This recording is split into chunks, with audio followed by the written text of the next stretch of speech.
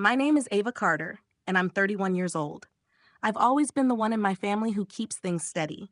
The listener, the helper, the one who never stirs the pot. I grew up in a family where things were expected to go a certain way, and I was the one who followed the rules.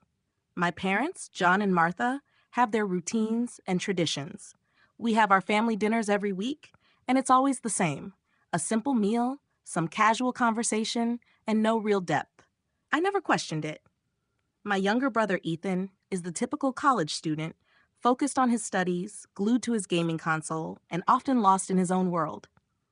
Then there's Lucas, my older cousin, who's been in and out of my life for as long as I can remember. He's always a bit mysterious, never quite fitting in, but he's family, and family always comes first. Last Friday, like any other, I found myself driving back home for dinner. My mom greeted me at the door as she always does, a welcoming smile on her face and an apron still on from preparing the meal. She had already set the table when I walked in, and the familiar aroma of spaghetti filled the air. My dad was in the living room, watching the game as usual. Lucas was seated at the kitchen table, scrolling through his phone, giving me a quick wave as I walked in. Ethan, as expected, was nowhere to be seen. Probably upstairs, either buried in his textbooks or, more likely, lost in his latest video game. "Come in, Ava. We're just about to eat," my mom called out cheerfully, her voice always a little too bright, like she was trying to keep things light. I smiled and walked in, though the feeling of unease that had lingered in the back of my mind never seemed to leave me. Everything felt like it always did. Nothing extraordinary, nothing special. We sat down at the table, and the meal was simple: spaghetti, garlic bread, and a salad. Nothing fancy, but it was comforting. It's the kind of meal we've shared countless times before. We started talking like we always do. My dad grumbled about traffic, Ethan mentioned some new game he wanted, and Lucas, as usual, half-heartedly joined in. There was nothing new or out of the ordinary in the conversation. It was a family dinner, just like any other. But still, something felt different. I couldn't put my finger on it, but I couldn't shake the feeling that something was about to change. I tried to ignore the nagging feeling in my chest, chalking it up to the usual anxiety that always creeps up during family gatherings. But little did I know, this dinner would be anything but normal. As I settled into my seat, I tried to focus on the conversation, forcing myself to tune into my dad's rant about road construction and the annoyances of his daily commute. Ethan was barely paying attention, scrolling through his phone, and Lucas was half listening, his eyes flicking between the screen of his phone and the rest of us. It all felt routine. Too routine. My mom, ever the caretaker, kept the conversation moving along, asking about work, asking about life, but there was a distance in her voice, something I couldn't quite place. I thought about it for a second, but pushed it aside. This was just the way we were, the way we'd always been. A family of little talk and lots of avoidance. We didn't dig too deep, and we didn't question what was left unsaid. But then, just as I was taking a bite of my spaghetti, my phone buzzed beneath the table. I glanced down, instinctively reaching for it. It was a message from an unknown number, just a simple text. "Get up and leave now. Don't say anything to anyone. Trust me." I stared at the screen, my heart skipping a beat. The words hit me like a punch in the stomach. I reread the message, convinced I had misinterpreted it. I looked up quickly, trying to catch my mom's eye, but she was busy laughing at something my dad had said. Ethan didn't even notice. He was too absorbed in his phone. And Lucas, he was still scrolling. I could feel the weight of the message settle in my chest. Who was this? Why would someone tell me to leave? Was it a prank? A joke? I felt my pulse quicken, the knot in my stomach growing tighter. But I couldn't just get up and leave. Not without an explanation. I glanced around the table, trying to keep my composure. Everything seemed so ordinary, so predictable. The way they were all so comfortable in their roles. My mom, with her constant care, my dad, grumbling but laughing at his own jokes, Ethan, lost in his world, and Lucas, always on the fringes, never fully engaged. It all felt too normal, too familiar, but that message, something about it felt real. Without thinking, I excused myself. "Just need to use the bathroom," I said, trying to sound casual, like nothing was wrong. My mom barely looked up. No one questioned it. No one even seemed to care. I slipped away from the table, walking upstairs with a sense of urgency I couldn't explain. Once in the bathroom, I locked the door and pulled out my phone. My fingers shook slightly as I dialed Lucas's number. He picked up after the first ring. Ava? He said, his voice tense, low, like he was trying to keep something from being heard in the background. Lucas, what's going on? Who is this? Why are you telling me to leave? My voice was shaky, and I hated how it sounded. It wasn't like me, but this wasn't like anything I'd ever experienced before. It's me, he said, his voice tight. You need to get out of there. Don't drink anything. Don't touch your phone. Just leave. Please. What do you mean? I asked, my heart racing now.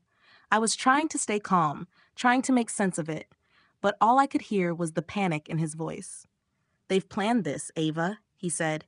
Your parents, they're trying to steal from you. You need to leave now. They've drugged your drink. They're going to use your fingerprint to get into your bank account. I froze. The room felt like it was closing in around me. My family? Trying to steal from me? This couldn't be happening. Not my parents. I couldn't understand it. No time. Just trust me. Please, get out of there, Lucas urged. The words hit me like a tidal wave. For the first time, I felt the weight of the danger. My family, the people I trusted most, had a plan to hurt me, and they were doing it right now. I couldn't breathe for a moment, my hands still clutching the phone, my heart racing so fast it felt like it might burst out of my chest. Lucas's voice echoed in my head. They're trying to steal from me, and I couldn't make sense of it. I had trusted them my whole life.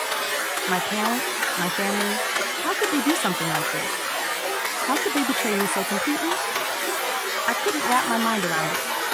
I felt like I was standing outside my own body, watching everything unfold, as though none of this could possibly be real. I stood there in the bathroom, staring at the door, as if somehow that would make the situation clearer. My mind raced, scrambling for an explanation that made sense. But nothing did. Everything had been normal, just a typical dinner. There had been no signs of anything wrong. No arguments, no tension, just the usual chatter about work, school, and traffic. But that text, it was so direct, so calm. And Lucas? He sounded frantic, like he knew exactly what was happening. I needed to think, needed to process everything. But the more I thought about it, the more the panic set in. The fact that they drugged my drink, made my skin crawl. I had always trusted them, always believed that family meant safety, meant protection. But now, I felt like I was living in some twisted version of reality where everything was upside down. I took a few deep breaths, trying to steady my racing thoughts. I couldn't let panic control me. I had to stay calm. The decision was clear. I needed to leave. Now. I needed to get out of there before it was too late. But I also had to be smart. I couldn't just make a scene, when I couldn't let them know that I had figured them out. I couldn't risk them acting faster than I could react. I glanced at the bathroom mirror, taking in my reflection. My face was pale, my eyes wide with fear, but I forced myself to look steady. I couldn't show weakness, not now. I opened the bathroom door slowly, making sure there was no noise, no sign that anything was wrong. I walked back downstairs, my steps measured, careful. My heart was still hammering, but I focused on moving calmly, just like everything was fine. I entered the dining room and took my seat again, pretending nothing had changed. The table felt different now, like I was sitting in a foreign place, surrounded by strangers. My family's presence, once comforting, now felt suffocating. I reached for my glass of water, staring at it, trying to steady my hands. I didn't drink it, of course. I couldn't. I just held it, the cold glass pressing against my palm, trying to focus on anything other than the way my body was trembling. I could feel their eyes on me, but I kept my head down, keeping my face neutral. I wasn't going to let them see that I knew. My dad was talking again, something about the stock market, but I couldn't focus on his words. I could only hear the thumping of my own pulse in my ears, my mind still trying to comprehend what was happening. Why? Why would they do this? I was supposed to be their daughter, their family, but now I saw it for what it was. An act, a game, a manipulation. Suddenly, my mom's voice interrupted my thoughts. Ava, are you okay? She asked, her voice soft like she was trying to sound concerned. I forced a smile, not trusting my voice. Yeah, just feeling a little tired, I said, trying to sound casual. I think I'll head home early tonight. My mom exchanged a quick glance with my dad, but neither of them objected. Ethan didn't even look up from his phone, and Lucas, who I had no idea where he stood in all this, said nothing. It was as if everything was still normal. I stood up, grabbing my bag, trying to ignore the tightness in my chest. I moved toward the door, the weight of the moment hanging heavy. As I stepped out of the house and into the cool night air, I felt a rush of relief, but also dread. I had done what I needed to do. Now it was time to make sure they couldn't do any more damage. I couldn't go back. Not now. I walked to my car, my legs shaky beneath me, my mind still reeling from the conversation I just had with Lucas. The world around me seemed distant, as if I were moving through a fog, the familiar streets and houses barely registering. I couldn't believe what had just happened, what I had just learned. My family, my parents, who I had trusted my whole life, had been planning to steal from me. How had I been so blind for so long? How had they managed to hide this side of themselves from me? The thought gnawed at me, but I pushed it down. I couldn't afford to break down now. I needed to stay focused. I slid into the driver's seat, gripping the steering wheel tightly. My knuckles were white, but I couldn't seem to loosen my hold. My breath was shallow, my heart still racing in my chest, but I forced myself to start the car. The engine roared to life, and I pulled away from the house, not looking back. It felt like I was driving through someone else's life, as if everything I had known up until that moment had been a lie. I had always thought that family was supposed to be a safe place, a constant. But now I saw it for what it truly was, something else entirely. A web of manipulation hidden behind smiles and polite gestures. As I drove toward the police station, my hands were clammy on the steering wheel, my mind 1,000 miles away. What was I even going to say when I got there? How would I explain everything to them? They would probably think I was overreacting, that it couldn't possibly be true. But I knew it was. I had seen the truth in Lucas's voice, the desperation in his words. He was trying to warn me, and I had to listen. The police station appeared in the distance, the stark lights and quiet streets adding to the weight of the moment. I parked in the lot, the silence of the night pressing in on me. I sat there for a moment, just gathering myself, trying to shake off the sense of disbelief that had settled over me. I wasn't sure what to expect from this, but I knew it was the only option I had left. I stepped out of the car and made my way to the entrance.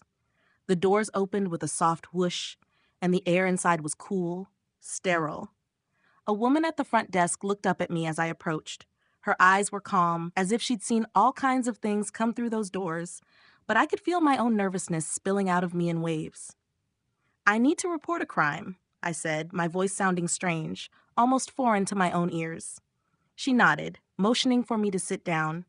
"What kind of crime?" she asked, her tone polite but detached. They drugged me," I said, my throat tightening. "My family. They drugged my drink and tried to steal from me." The words felt surreal coming out of my mouth. My family. Trying to steal from me. The woman didn't react with the shock I expected. She didn't blink or hesitate. Instead, she simply asked, "Do you know who did it?" "Yes," I said, my voice barely above a whisper. "My parents and my brother." The woman's expression shifted slightly, but she remained professional.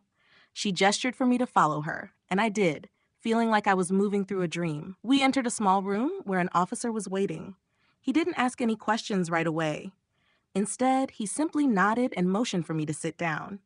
I took a deep breath, pulling out my phone and playing the recording for him.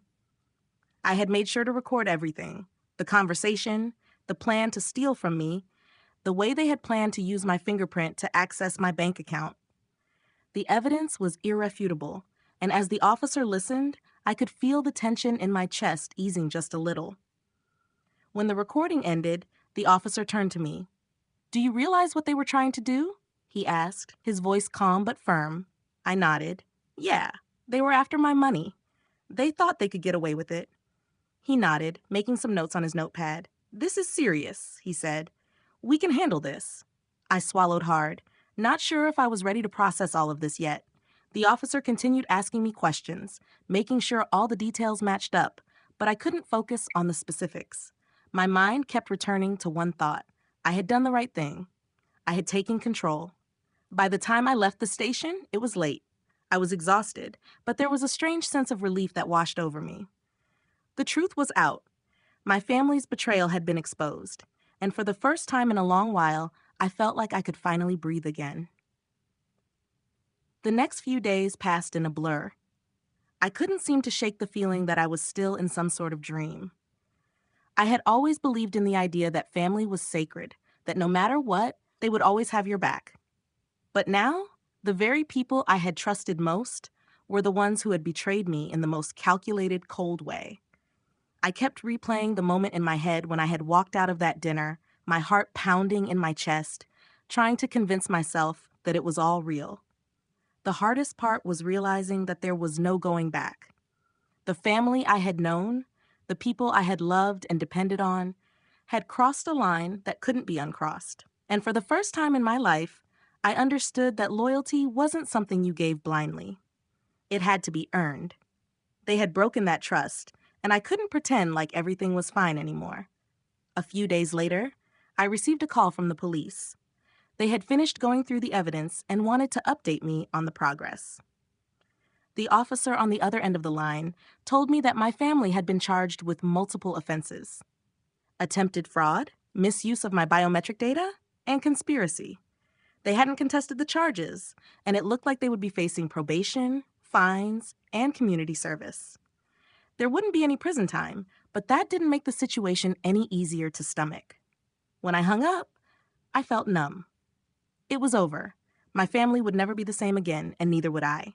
I kept imagining their faces as the police showed up at the house, the shock, the anger, the confusion. But it was all too late. They had already made their choice, and now I had made mine. The silence that followed their arrest was deafening. My phone buzzed constantly with texts from my mom, dad, and even Ethan. They all wanted to talk, to explain, to apologize, but I didn't answer. Not once. I couldn't. How could I? The silence was their punishment. I needed it. And if they couldn't understand that, then that was on them. I changed my phone number that night. I didn't want any reminders, any lingering connections to the people who had taken advantage of my trust. I blocked every single contact, my parents, my brother, even the family group chats. I didn't want them to have access to me anymore. I felt like I had to protect myself, to draw the line firmly in the sand and never look back. And so, I did. I built a wall around myself, and though it hurt, though I wished things could have been different, I knew deep down that this was the only way I could truly heal. I wasn't angry, not in the way they might have expected. I was simply done. Done with the lies, done with the manipulation. I couldn't change what had happened, but I could control how I moved forward. A few weeks later, I ran into Lucas at the grocery store. It was an awkward encounter, one that left a sour taste in my mouth. He looked different, older somehow, though maybe it was just that I was seeing him through a different lens now. He asked how I was doing, and we exchanged a few words about the situation. But neither of us mentioned what had really happened, what had torn everything apart. We both knew better. The past was the past, and it was better left there. I walked away from him, feeling nothing but a strange sense of finality. I had cut the last ties to my old life. And with that, I felt something shift within me, a quiet sense of peace. Some things didn't need explanations. They spoke for themselves. And I was okay with that. I had done the right thing. Now it was time to live for myself. The weeks that followed were the quietest I had experienced in years.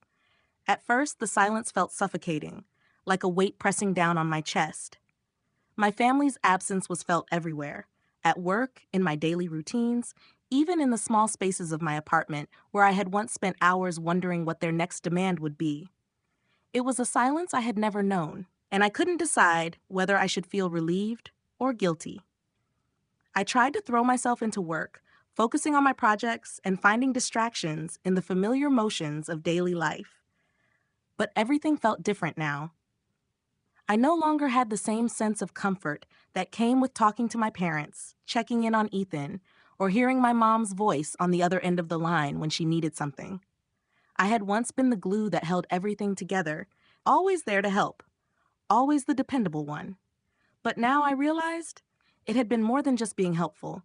It had been about me letting them take without giving back, about me silently accepting that their needs came before my own. I had been playing my part, but I wasn't sure it was ever the part I wanted to play. I spent my evenings alone, something I hadn't done in a long time.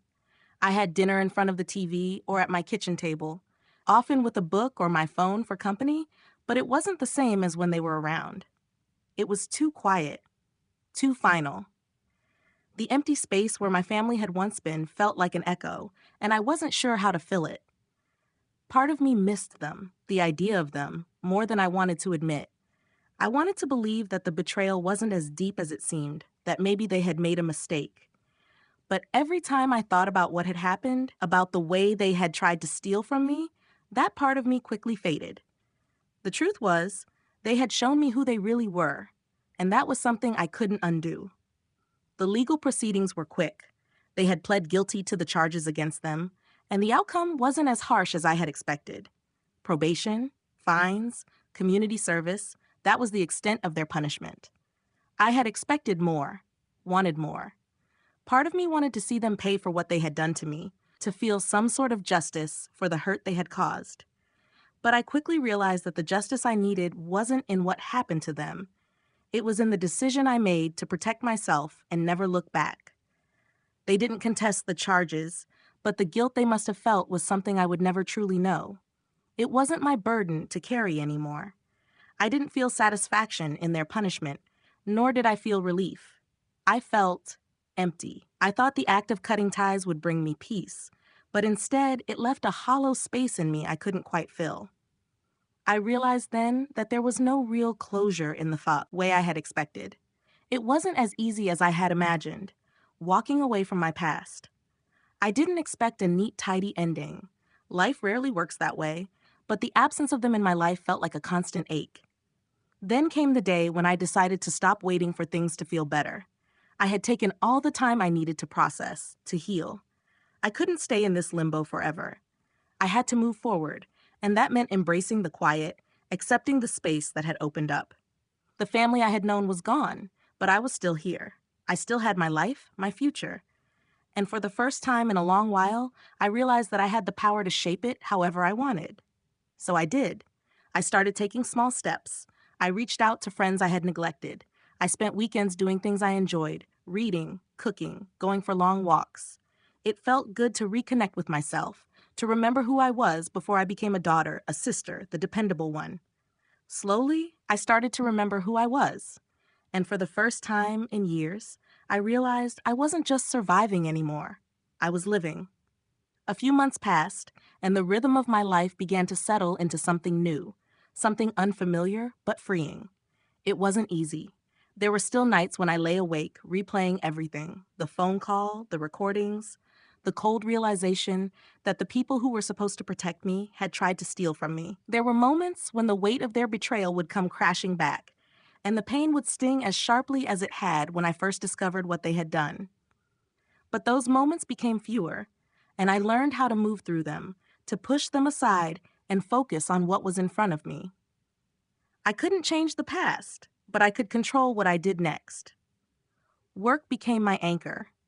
I threw myself into it, finding comfort in the steady pace of deadlines and projects, in the structure that came with each new task. For the first time in a while, I felt like I was doing something just for me, something that was mine and mine alone. I began to find satisfaction in my accomplishments, in the little victories I hadn't allowed myself to appreciate before. I no longer had to constantly worry about what my family needed, about the demands they placed on me. I could breathe without the weight of guilt or obligation hanging over my head. On weekends, I explored new things. I joined a cooking class, something I'd always wanted to do but had never found the time for. I spent Saturdays at the farmer's market, picking out fresh produce and experimenting with new recipes. I found joy in the simplicity of these small acts, things I had neglected for so long, things I had pushed aside in favor of being there for others. For the first time in years, I wasn't just existing, I was living. I also began to reconnect with friends I hadn't seen in a while. I reached out to people I had distanced myself from during the chaotic years of trying to keep my family's world in balance. We went out for drinks, saw movies, and spent long afternoons in coffee shops, talking about life without the shadow of guilt hanging over me. I laughed more than I had in ages, and I realized just how much I had missed out on by putting everyone else first. One evening, a few months after everything had settled, I ran into my cousin Lucas at the bookstore. He was standing near the fiction section, flipping through a book, when I spotted him. For a moment, I froze. I hadn't seen him since the night everything came to light, and part of me had wondered if I would ever see him again. Our history, though complicated, had been part of my life for so long. He had been the one to warn me, to open my eyes to the truth, and I couldn't help but feel a mix of gratitude and resentment toward him. He looked up and saw me. There was a brief moment of awkward silence before he gave me a small, tentative smile. "Hey, Ava," he said, his voice softer than usual. "How've you been?" I smiled back, unsure of what to say. "I'm doing okay," I replied, my voice steady. "Things are different, but I'm good." We stood there for a moment, the weight of the past hanging between us. Neither of us knew what to say next, but we didn't need to. Sometimes silence says more than words ever could. After a beat, Lucas cleared his throat. "I'm sorry, he said quietly, "for everything." I nodded, not trusting myself to say anything more. I didn't know if I had forgiven him yet, but I wasn't sure I needed to. The past was the past, and neither of us could change it. But in that moment, I realized that I wasn't holding on to the anger anymore. It had taken time, but I had let go. "I'm fine," I said, my voice steady. "I've moved on." Lucas gave me a small nod, and for a moment, we just stood there, two people who had once been close, but had since drifted apart.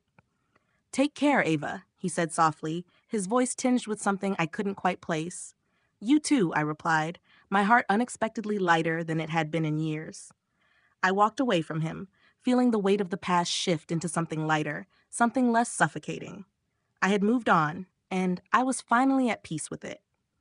As I left the bookstore, I couldn't help but smile. I had made it through the hardest part, and now I was ready for whatever came next. A few months after that encounter with Lucas, I found myself settling into a rhythm that felt less like survival and more like living. I had made peace with the decisions I had made, even if there were still days when the weight of it all pressed on my chest. But those days had become fewer, and I began to realize just how much I had neglected myself over the years. How much I had lost by constantly being there for everyone else, at the expense of my own happiness. I started traveling more, a weekend here and there, taking trips to places I'd never had the time to visit before. It wasn't much, but it was enough.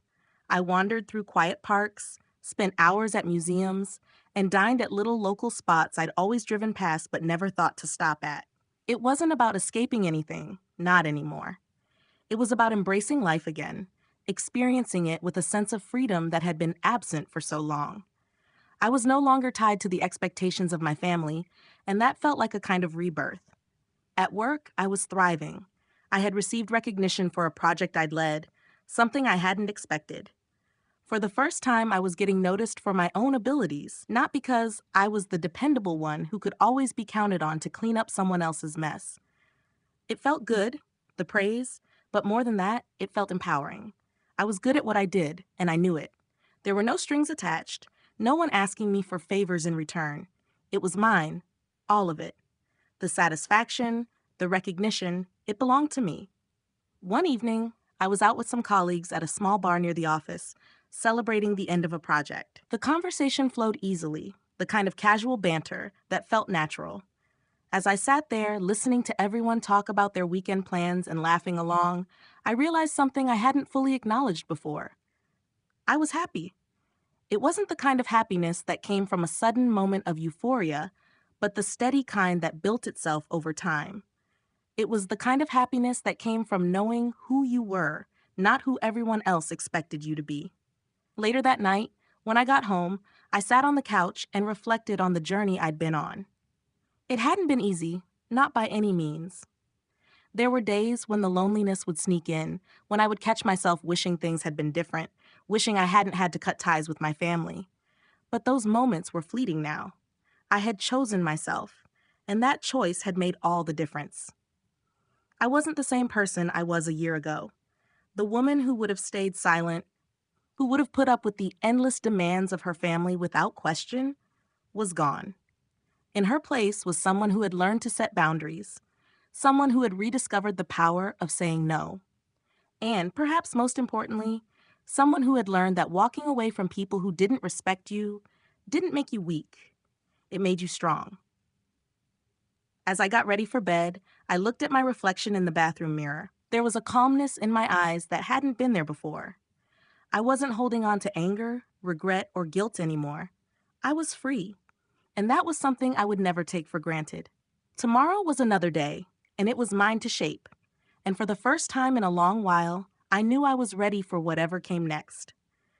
Life often challenges us to prioritize others at the expense of ourselves, especially within family dynamics. But one of the most valuable lessons I've learned is that setting boundaries is not only necessary, it's empowering.